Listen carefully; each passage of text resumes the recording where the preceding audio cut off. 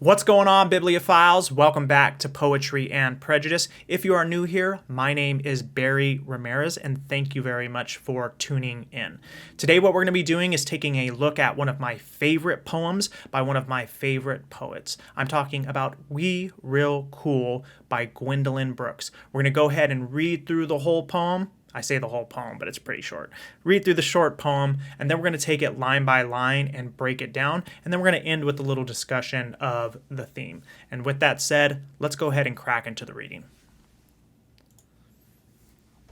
We real cool, the pool players, 7 at the Golden Shovel. We real cool, we left school, we lurk late, we strike straight, we sing sin, we thin gin, we jazz June, we die soon. The poem begins with a subtitle, or as I like to think of it, an explanatory note. There are 2 sentences that read as follows. The pool players, 7 at the Golden Shovel.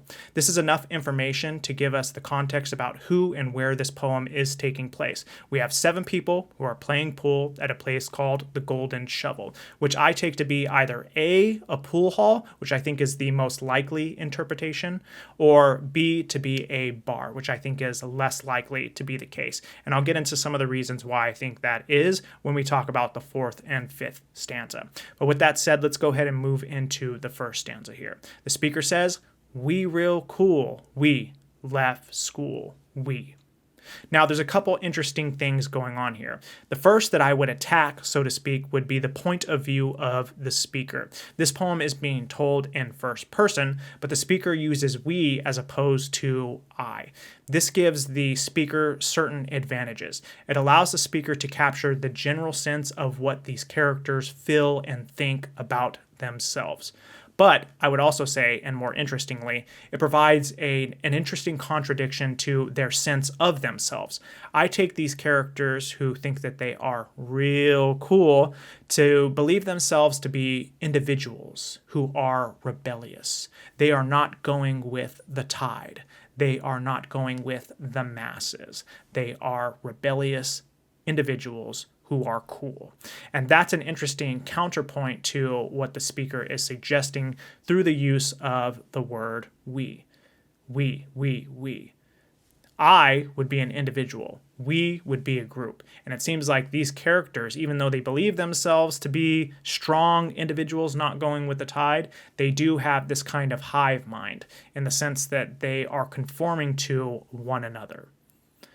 Continuing on, the speaker says, we real cool. That's the sense they have of themselves. And we want to ask, well, why do they believe that they are cool? Then we have this immediate juxtaposition in the next line. We left school. So they believe themselves to be cool, at least in part, because they are not in school. They left school. Now, this is ambiguous. To me, there seems to be at least 3 potential interpretations.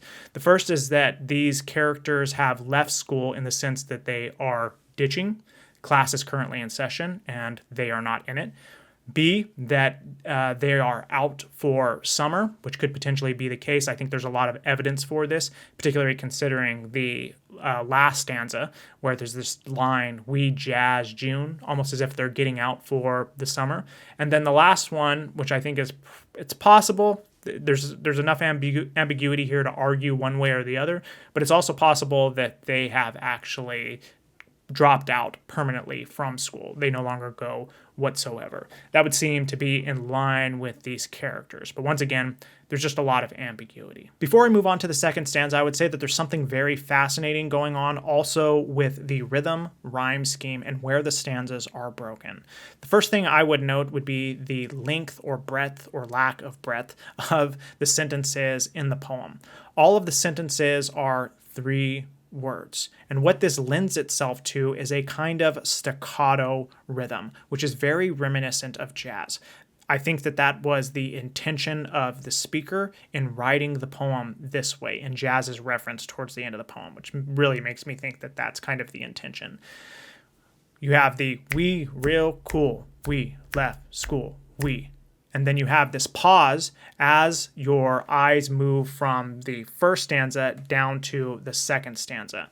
That being said, the second stanza kind of starts in the first stanza to give it that pause there. That's done, I believe, intentionally. What does this do? Once again, it makes it disjointed. And that is also a common theme in terms of rhythm for jazz music.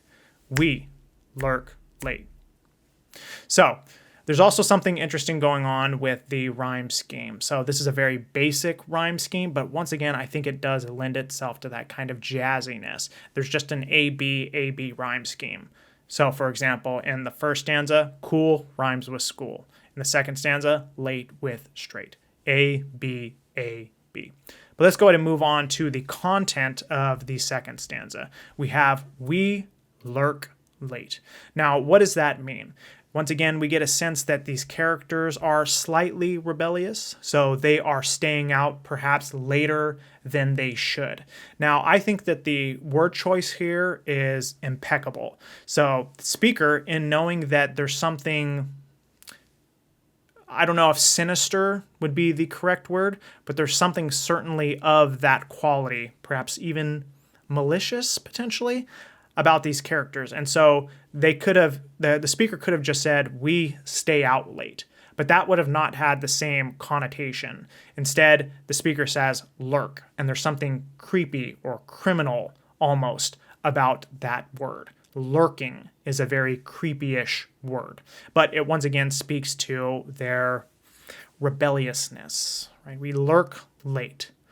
Continuing on, we strike straight. Now, this is probably a very obvious reference. In saying that we strike straight, what she's saying is that these players are playing pool. But I think more interestingly, what this suggests is because they're able to strike straight, as opposed to, for example, sloppily, it means that they are very practiced. We get the sense that these are characters who have spent a lot of time at a pool hall, maybe even the golden shovel itself. Continuing on into the third stanza, the speaker says, we sing sin, we thin gin. So what does it mean to sing sin? I think that there are two primary possible interpretations here. So it could be the case that these characters in this bar or pool hall are singing music that in its content, in its lyrics, that it's in some way abominable. Perhaps it is sexually suggestive, and as a consequence of the content of the music, it is therefore singing sin. They're singing about sinful acts, sinful things. It could also be the case that the music in itself is outlawed. I know that there was a period in American history where, for example, jazz music, and jazz is referenced here, which makes me think that that is what is being alluded to, but jazz music was outlawed.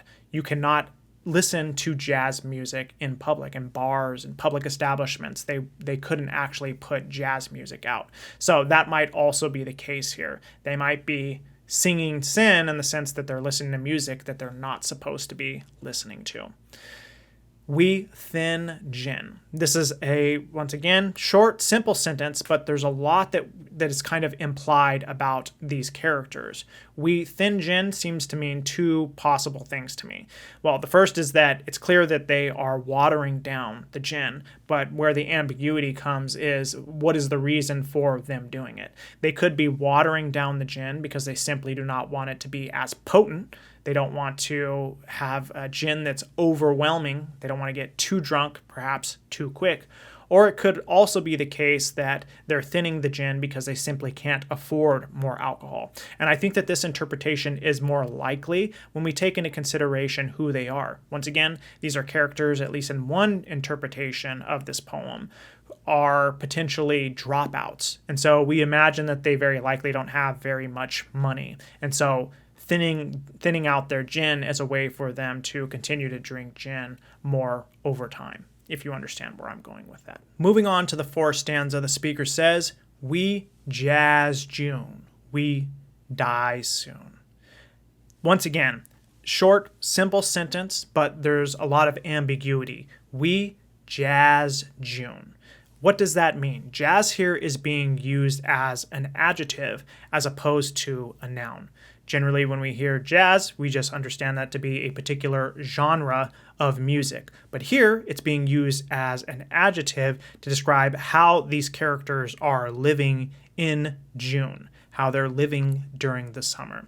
Now, what this suggests to me, and this is my personal interpretation, jazz seems to suggest a certain amount of freedom. I get the sense that these characters here are just kind of like living life, not according to any particular order, much in the way that jazz music doesn't have that kind of structured order that you get with more traditional genres of music. I get the sense that these characters are just living for the day. They're living freely, not according to any particular rules or obligations. They jazz June. And then it ends rather austerely, we die soon. Right? Now, why would these characters die soon? In my interpretation, we get the sense that, once again, these characters are rebellious, and they are also, in a certain sense, reckless. I get the sense that they're also very young and rebellious and reckless. Now, a consequence of that kind of lifestyle, young and reckless, is for some, unfortunately, that they die, right? That's a consequence of living a life on the edge, so to speak. There's a common expression we have in English. You say something like, right, live fast, die young. We get the sense that these are those kind of characters. They are living very, very fast. As a consequence of that, many of them will likely die soon. In my opinion, there are two lenses through which to view the theme of this poem. The first is prescriptive, which is to say that the poem is trying to teach us how we should, or should not in this case, behave in the world. In other words, we'd be reading this poem as a cautionary tale. It is trying to teach us that, like these characters, we should not live fast. A consequence of living fast, going out, partying, doing drugs, perhaps even having indiscriminate sex, although that's not referenced in the poem. A consequence of that could be our destruction or even our death. And we all know people who are like this. People who have lived a little bit too fast, and as a consequence, they've ruined their health, or they have gone to jail or prison, or unfortunately have perished. I know that there are people from my high school who were selling or using drugs, and as a consequence were put in prison. I also know people who unfortunately have perished because of drug overdoses, because they, like these characters, were living just a little bit too fast. In the past 5 years, I would say that there's been 3 or 4 people who were in my graduating class who have overdosed on drugs and died, much like we might imagine the characters in this poem to do. Now, the other lens is as descriptive, and this doesn't have to be an either-or thing. It can be both of them simultaneously. But when I say descriptive, what I mean is that this poem is seeking to describe how human beings actually are in the world, not necessarily trying to teach us how it is that we should or should not behave in the world. In other words, it's describing a facet or aspect or aspects of human nature. In this case, this poem is just teaching us how human beings do behave in the world, or particular human beings do behave in the world. Some of them, particularly when they are young and reckless and rebellious, they live just a little bit too fast and cause their own destruction and death. So there you have it, bibliophiles. That is my analysis and interpretation of Gwendolyn Brooks's wonderful poem, We Real Cool. Let me know down in the comments below whether you guys agree or disagree with my interpretation. I'd love to hear your guys' thoughts and hear your perspectives on the poems.